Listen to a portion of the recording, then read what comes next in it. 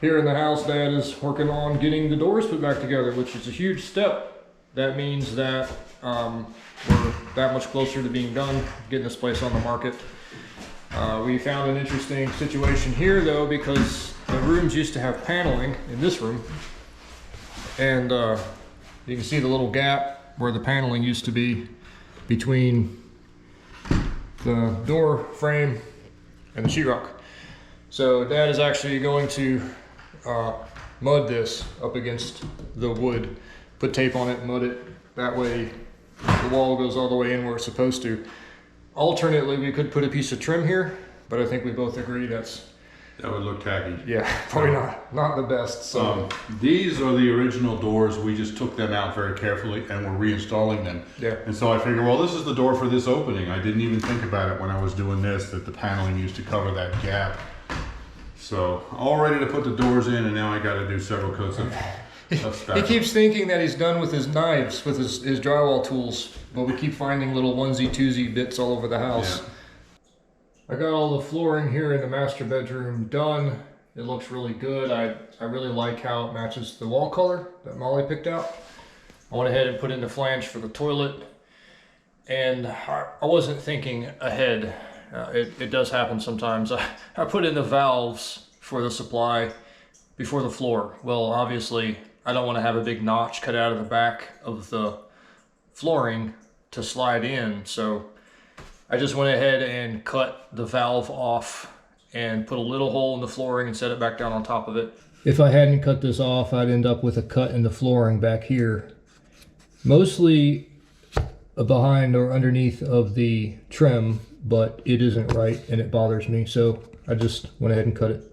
That is the good thing about using PEX, is it's incredibly easy to take it back apart and put a new ring on it. And thankfully, because of the way that I put it in the basement, I have a little bit more pipe I can work with. So that should be good.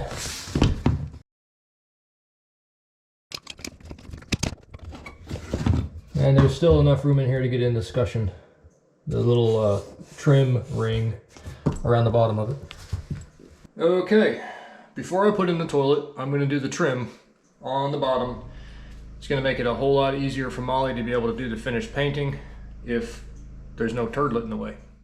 I now have the floor put down in the main bathroom, and while I was doing this, Molly got the trim painted in the master bathroom, so I can go ahead and move the toilet.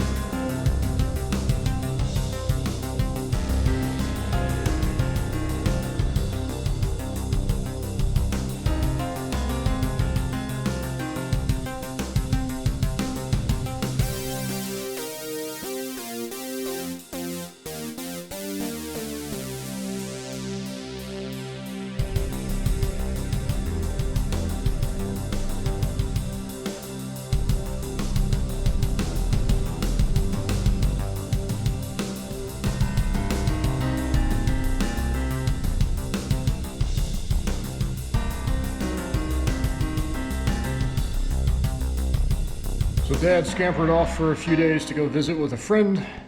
I don't blame him. Good on you. It's okay. So I am here finishing up the doors. Before Dad left, he was able to get this finished up against the side of the frame. So this door is in place.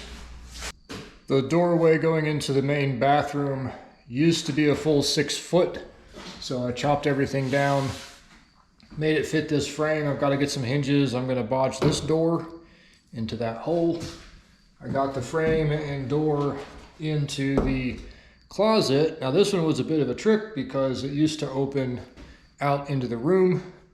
I kind of didn't want it to block the door, the main entrance into the room. So I have the old hinges here, which I'm going to cover. I'm going to put a little plate, wood scrap in there, get that fixed up. And then there's the new one, and I had to put a filler in on the stop so that when the door closes, it actually meets up where it's supposed to. Put that on both sides. So this will all get painted out and blended in. You won't even notice it. Inside the main closet, where the old doorway used to be, I went ahead and cut a couple of strips and put those up to sort of blend this together a little better. I was thinking about cutting the same size strips and put them on that side to make it look like I meant to do that, but I think it'll be okay just behind the door there. So that brings us to the French door going out onto the deck. You can see where the sheetrock doesn't quite line up where it should on the frame of the door because the width of the wall is a little bit different than what it, I guess, is typically something. I don't know. So I fabricated some little filler strips that I'm going to put right in like that to fill the gap, and then put the window and door trim on the top of that. That way it sort of molds it all together and makes it look intentional. I think there's only 2 places here where I'm gonna have to do that. I've got the big French door and then the door going out into the garage. See there, this is the same deal where you've got the difference. This is the side of the door and you got the sheetrock here. So I'm going to fill this in same way like I did on the other one. This is going to get trim on both sides all the way up against the wall.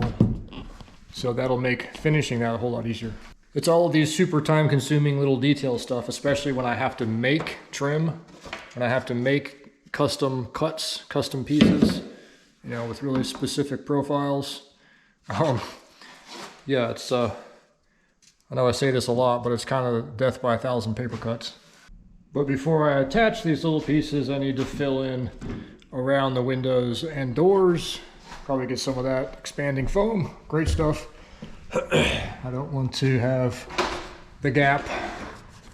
So that'll get all insulated. I don't have any now. I've got to get some. You know how to eat an elephant? One bite at a time.